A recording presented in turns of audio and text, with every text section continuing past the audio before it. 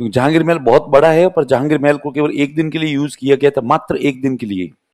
क्योंकि कल जो मैं आपको बात बता रहा था वो वही थी कि वीर सिंह बुंदेला ने जहांगीर को इनवाइट किया और वीर सिंह बुंदेला को लगा शायद जहांगीर नहीं आएगा, लेकिन जहांगीर हाथों हाथ मान गया।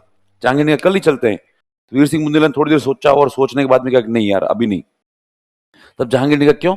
उसने कहा नहीं, मैंने तुझे यार भूल से आमंत्रित तो कर दिया, लेकिन प्रॉब्लम ये है कि मेरे पास तेरे को रखने के लिए कोई अच्छा गेस्ट हाउस नहीं है, और तू मतलब इस समय दिल्ली का बादशाह है, और तू यदि आएगा तो तेरे लिए कम से कम गेस्ट हाउस मतलब होना चाहिए।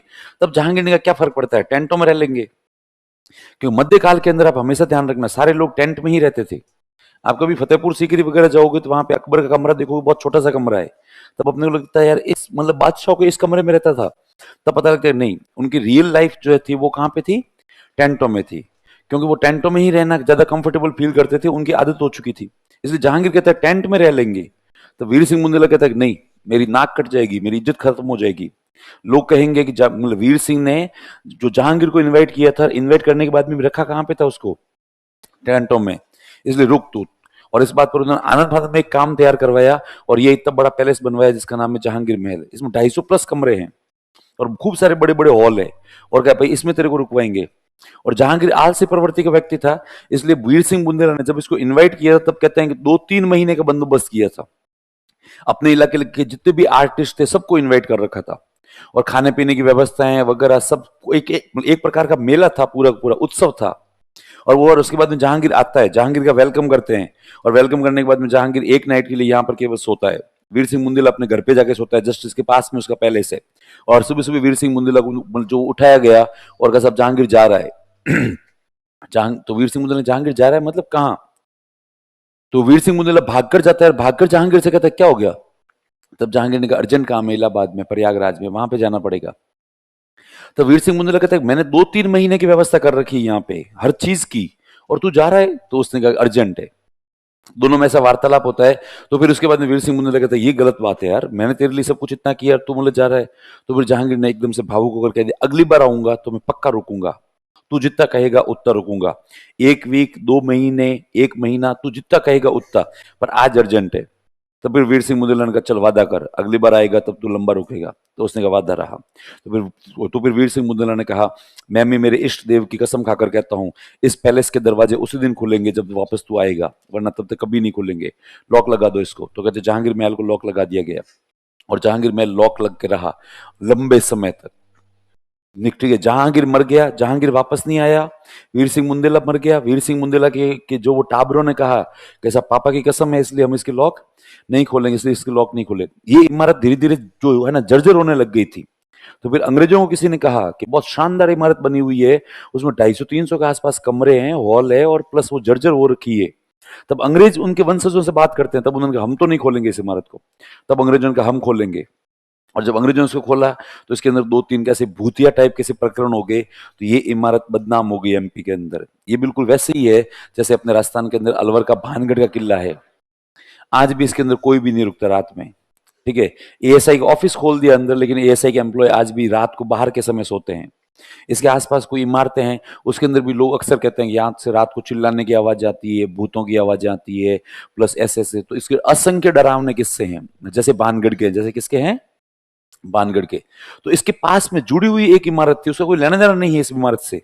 वो पहले के जमाने में सर्वेंट हाउस टाइप से हुआ करता था।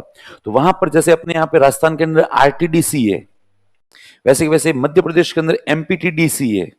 तो एमपीटीडीसी के अंदर वहां पे एक होटल खोली थी, और होटल खोलने के बाद में कहा कि क्या पता इसकी इमेज थोड़ी सुधर जाए, अच्छी इतनी इतनी अच्छी खासी इमारत है। लेकिन एमपीटीडीसी की वो होटल चल ही नहीं रही थी। तो फिर फाइनली इन लोगों ने कहा भाई कैसे चलाएं होटल को। तब किसी ने सुझाव दिया कि सब गोरे भूतों में बिलीव नहीं करते, तो 1-2 बार गोरे यहाँ पे आ जाएंगे, गोरे नाइट स्टे कर लेंगे, तो फिर लोगों को लगेगा नहीं भूत भूत नाम की कोई चीज नहीं होती, लोगों का डर खत्म हो जाएगा। तो कहते कुछ गोरों को बुलाया गया दिल्ली से कांटेक्ट करके। तो कुछ फॉरेनर आए, तो 3-4 स्टे तो प्लीजेंट रहे, अच्छे रहे, आए चेक इन किया और चले गए। कोई चौथा, पांचवा, छठा था, उसके अंदर एक गोरे को हार्ट अटैक आ गया और वो मर गया।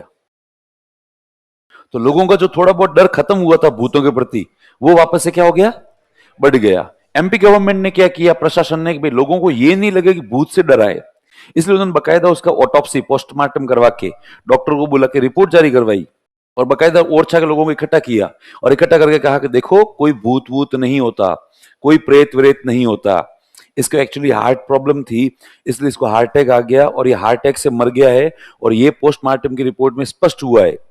तो पब्लिक में से कोई एक आदमी आगे आया, उसने मैडम मैं कुछ कहना चाहता हूं, और उसने माइक लेके कहा कि साहब हार्ट अटैक ऐसे ही आता है।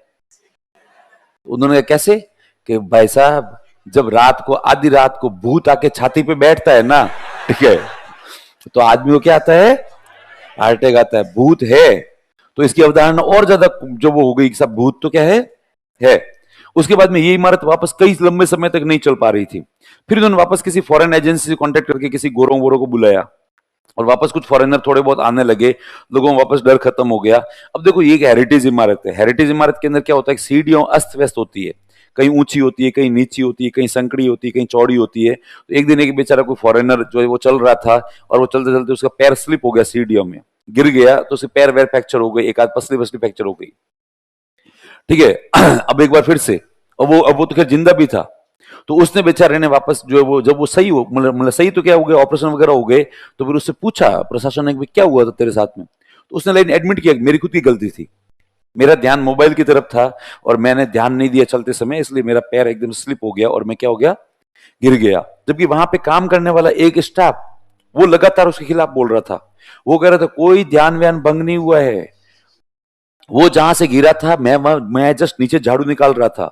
तो मीडिया ने उससे पूछा क्या हो गया, उसने कहा वो तो सामान्य चल रहा था और मैंने देखा पीछे से एक परछाई आई और परछाई यूं तको दियो, ठीक है, और ये गिर गया, ये क्या हो गया, गिर गया। जबकि वो बेचारा कह रहा है ऐसा कुछ नहीं था, मेरा पैर स्लिप हो गया था और मैं क्या हो गया था, गिर गया था। तो ये भूतहा महल है, ये क्या है, भूतहा महल है, जहांगीर महल, क्योंकि इसको एक दिन के लिए यूज किया गया और कई सारे कस्मे वगैरह इससे जुड़े हुए हैं। तो बहुत ही यूनिक शहर है, कभी मौका मिले तो आप इसमें जाना जरूर।